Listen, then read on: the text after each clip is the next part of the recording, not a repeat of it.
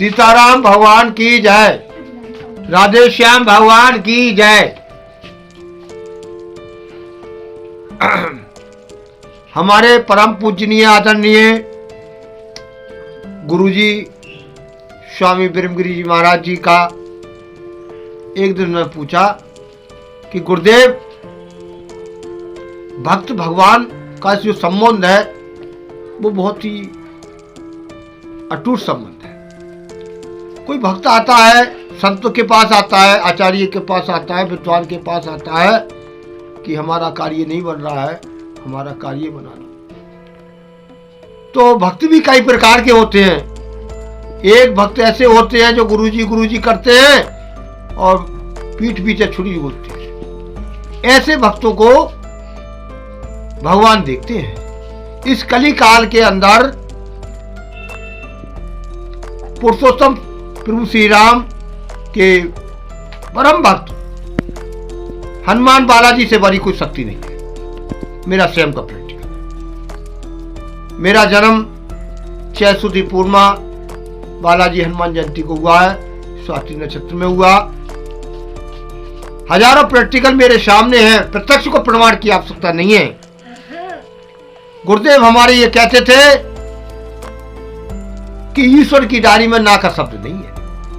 हमने कहा गुरुदेव जो भक्त आते हैं क्या है कि नहीं, ईश्वर की डायरी में ना का शब्द नहीं है। असंभव को संभव करने का काम प्रभु श्री राम का है और प्रभु राम का है।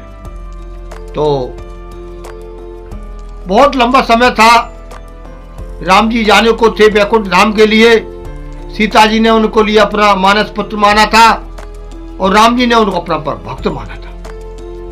दोनों का संबंध अटूट था। तो नारद जी भगवान वैकुंठ धाम के लिए गए थे, तो उन्होंने वहां एक डायरी देखी थी भक्तों की। तो उसमें सबसे पहले डायरी में नारद का नाम लिखा हुआ था। पूरी डायरी खगोड़ी देखा पर हनुमान जी का नाम नहीं था। अब तुम जानते हो कि नारद का नाम ही नारद है। जैसे कि हमारा मीडिया, ये तो मीडिया हमारी ऐसी ऑल इंडिया न्यूज जो है वो सच रहेगा सामने, झूठ नहीं है। परंतु नारद के मुंह में बात नहीं रुकती थी।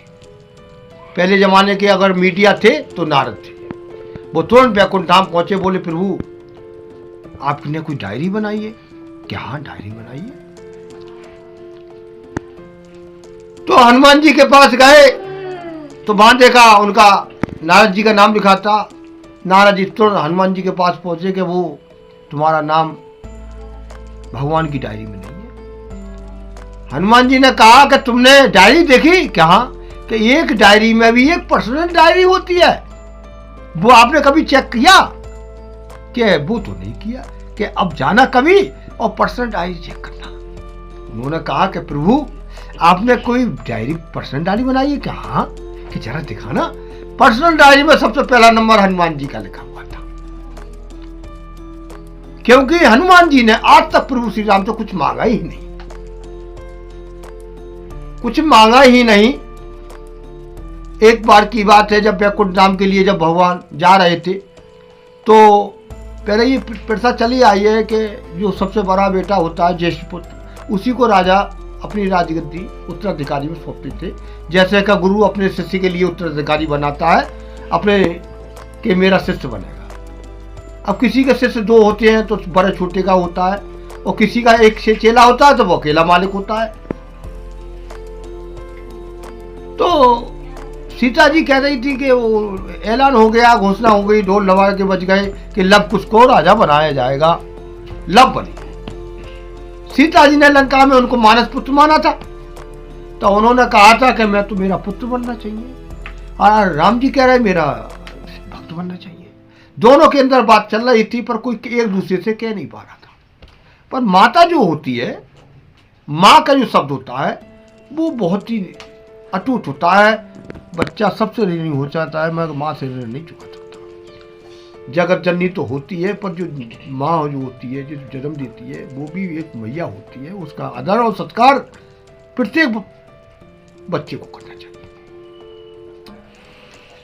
तब उन्होंने कहा कि मेरे मन में ये जिज्ञासा चल रही है कि राजा यहाँ का जो है हनुमान होना चाहिए। हनुमान को बनाओ, मेरे हनुमंत को। तो उन्होंने कहा सीते, ये तो मेरे दिमाग में भी चल रहा था, पर मैं ये कह रही कहीं मेरे सीते नाराज नहीं हो जाए कि नहीं। तो उस समय भी वैकुंठ धाम गए थे भगवान राम, तो अयोध्या का राजा हनुमान जी को बनाया था। अयोध्या के राजा कौन थे? हनुमान। अयोध्या के राजा हनुमान। अब हनुमानगढ़ी में देखना राजा राष्ट्रीय की तरह जैसे राजा बैठते हैं उससे हनुमान जी विराजमान है वहाँ, और बात शासन चलता है। कई बार उन आतंकियों ने वहां विस्फोट करना चाहा, परंतु कहीं देखा वो विस्फोट बम रख दिए, मगर हनुमान के रूप में बंदर आया और उन्होंने तुरंत उसको तार काट दिए। अभी अभी मैंने सुना था, वीडियो देखी थी, सोशल मीडिया में वायरल हो रही थी कि जो मूर्ति बनाने वाला ये कह रहा था कि यहाँ डेली बंदर आता था। एक बार ऐसा हुआ था, एक इंजीनियर था, वो सबका देखता था, रात्रि में काम कर चल रहा था, तो वो वीडियो मैंने सोशल मीडिया में वायरल होती मैंने देखा था कि यहाँ राम राम की धुनी हो रही थी, राम सीताराम, राम सीताराम, राम सीताराम। उन्होंने देखा कि इसमें में कौन कर रहा है मंदिर में। उन्होंने जाकर देखा था तो एक राजसी भेष में कोई बहुत लंबा चौड़ा पुरुष क्या कर रहा है। तब वो अपने मजदूरों को बुलाने आया, इंजीनियर के अरे वहां तो कोई राजा जाप कर रहा है, देखा तो वहां कुछ नहीं थी। ऐसा शास्त्र में हमारे विद्वान लोग कहते हैं कि भीमीसर को भगवान राम अमर कर गए थे। तो सब लोग कह रहे थे कि भीमीसर वहां जाप करने के लिए आए थे। तो मेरा तो आप सबके मीडिया के माध्यम से ये कहना है कि कभी भी घोर परिस्थिति भी आ जाए, घोर संकट में फंस जाए, कैसा भी कार्य हो, कोई भी कार्य हो, आप एक बार बालाजी के शरण में आके देखिए। अगर कार्य ना हो तो पंडित अर्जुन उपाध्याय से शिकायत करना।